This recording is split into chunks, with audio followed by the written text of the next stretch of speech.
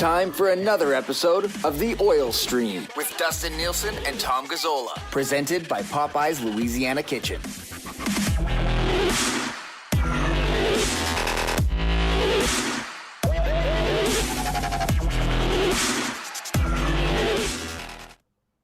Hello, everyone, and welcome to another episode of The Oil Stream. It is Nielson, it is Gazzola, and we are in the early stages of the off-season here on The Oil Stream, brought to you by Popeye's Louisiana Kitchen, and obviously the providers of these wonderful cups. And I did, since our last episode, I snuck in a little chicken sandwich over the weekend, Tommy, and the crisp on the chicken sandwich at Popeyes is unlike anything you're going to find on any other chicken sandwich. I'm not filling you with a line of BS here. It's just the God-honest truth, Tommy.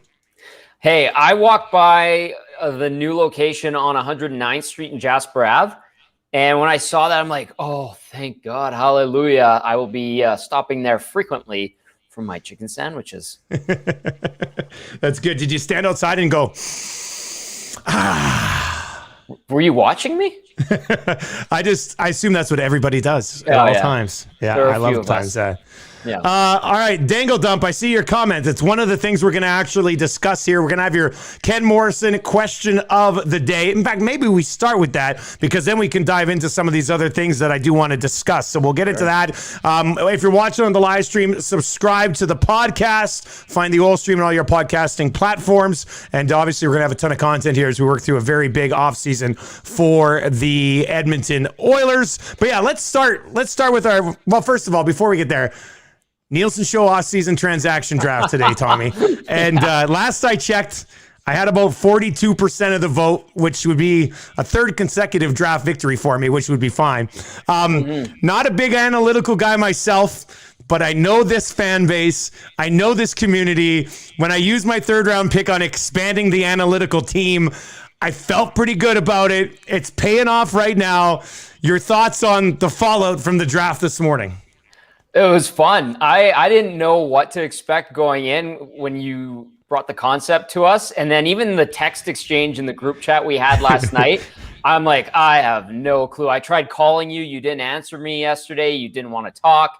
You thought it was a pocket dial. I needed some clarification on things, but we talked via text, you and I, and then the group chat happened. And then so I just went into it with no expectation and just was like, well, I'll just go with what I think is funny, maybe somewhat reasonable, and then I'll take some suggestions from friends. And our game analyst, former NHLer Matt Cassian, pitched a trade idea that I actually went with, and people are just feeding it to me on Twitter right now. I don't know how many times I've seen the Seth Jones WAR stat and from different people, and I'm just like, boy, Cass, people really hate your trade, and they're blaming me for it.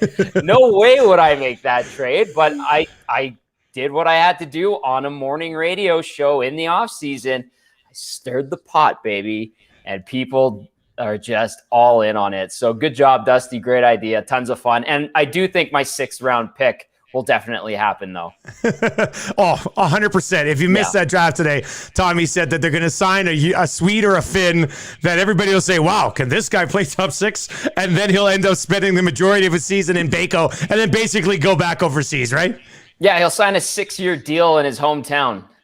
The Nygaard. Yeah, 6-year deal. You don't see those very often. Hey, that that never happens overseas. That blew my mind.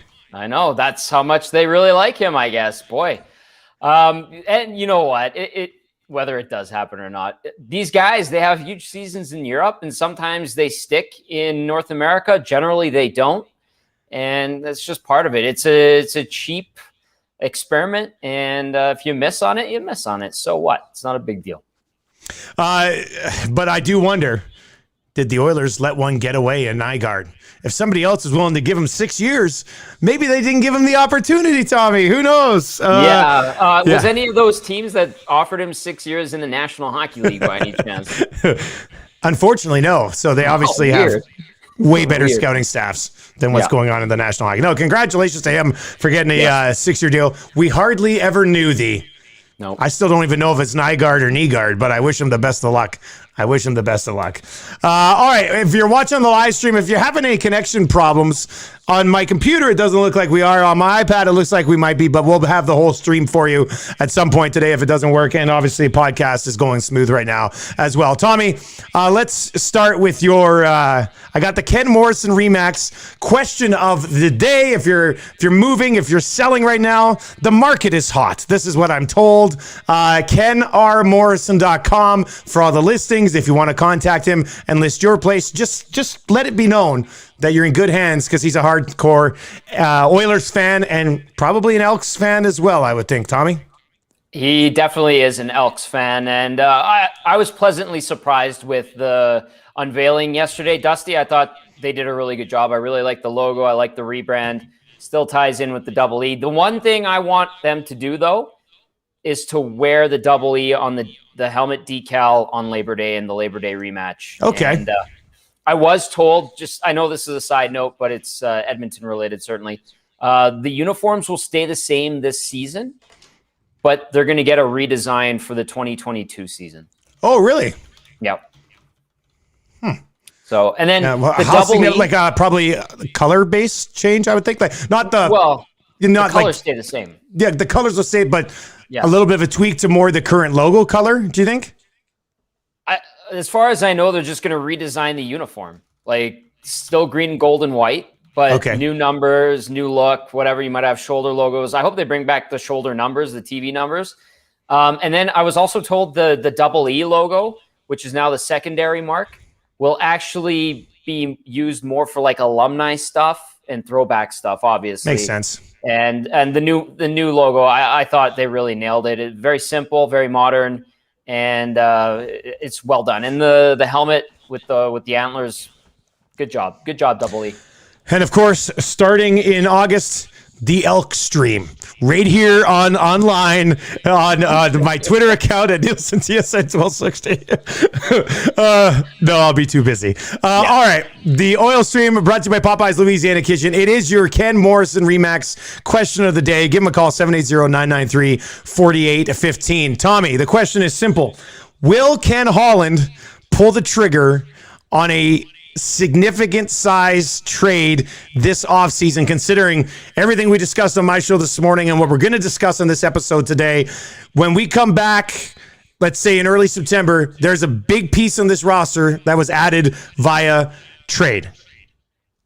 Our draft today was a lot of fantasy stuff that, we thought would be pie in the sky and probably won't happen.